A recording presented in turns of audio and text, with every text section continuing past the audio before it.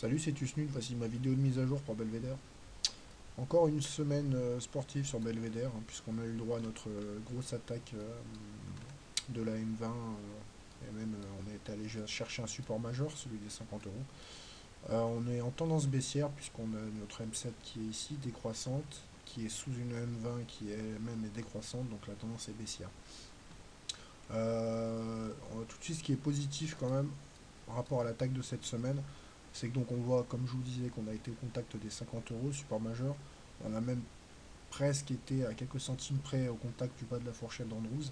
Et ce qui est positif, c'est qu'en clôture, on arrive à terminer in extremis, à réintégrer en fait le canal noir.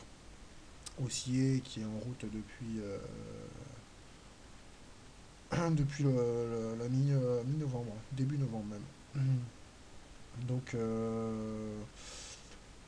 hop, au niveau des indicateurs techniques, le MACD est passé négatif sous son signal, ce qui est moyen.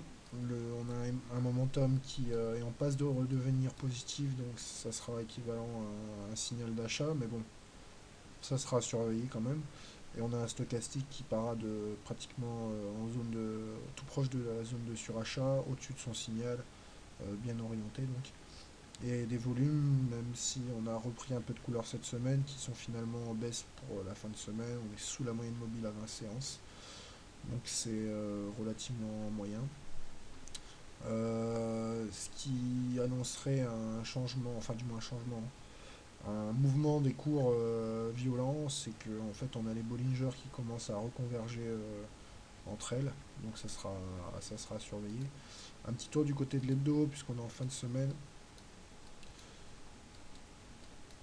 où là au niveau de l'hebdo, c'est pas si évident que ça que la baisse soit terminée, pour plusieurs raisons. Voilà. Ouais, je me recale un petit peu pour histoire que ce soit bien. Voilà. Donc, pourquoi? Parce qu'en fait, donc on a eu droit à notre fameuse attaque sur la moyenne mobile à 20 semaines que j'attendais depuis un petit moment. C'est chose faite. Euh, donc en fait, on a une confirmation qu'un mouvement se prépare du fait que les Bollinger convergent, et là c'est flagrant en hebdo. Donc ça sera à surveiller. Mais ce qui me laisse mitigé, voire même baissier, c'est qu'on a un croisement du MACD qui vient donc de passer sous son signal, avec même un histogramme rouge qui vient de se mettre en place. On a sûrement payé en partie la divergence baissière qu'on avait sur le momentum, mais étant donné que maintenant celui-ci pointe vers le sud et en passe de redevenir négatif, ça aussi c'est un signal qui aurait plus tendance à ramener des baissiers dans l'aventure. Donc ça sera à suivre.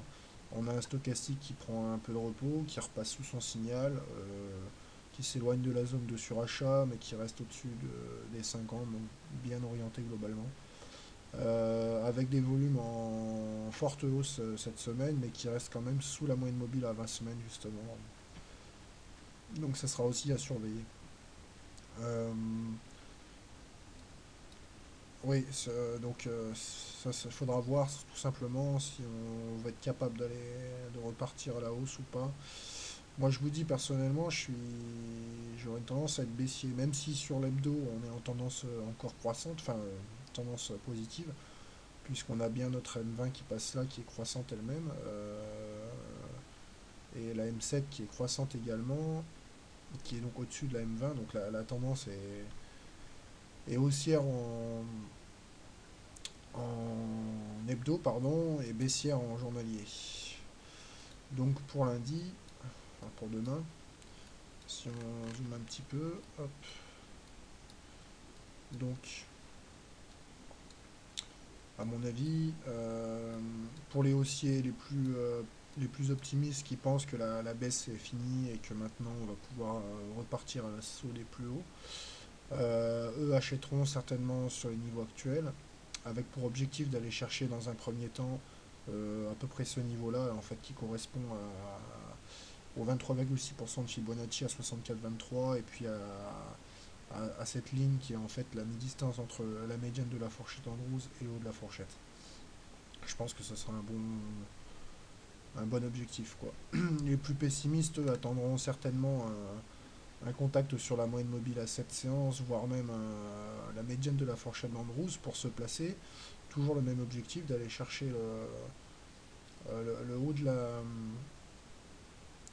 de la médiane, pardon, le segment donc, qui passe là, ou alors les 23,6% de Fibonacci, donc en gros les 64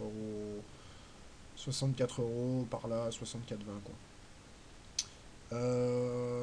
Éventuellement, ceux qui sont méfiants pourront peut-être simplement se contenter d'être, de vouloir aller chercher la moyenne mobile à 37 séances sur les 61,86 €. Donc il faudra voir à quel niveau on ouvre et surtout comment se déroule le début de séance.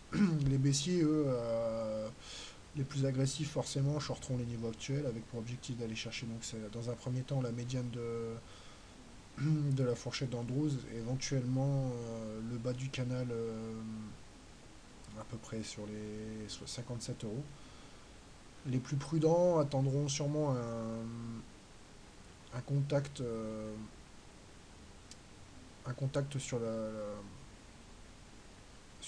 ces niveaux-là pour shorter, euh, avec pour objectif d'aller chercher la moyenne mobile à 20 séances ou le support qui est à 60,50 €. Pardon, oui c'est ça, 60,50 €. Donc voilà.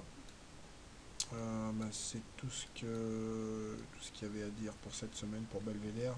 Moi personnellement, j'aurais plus tendance à être baissier, mais voilà, c'est mon avis tout simplement. Bon week-end et à plus.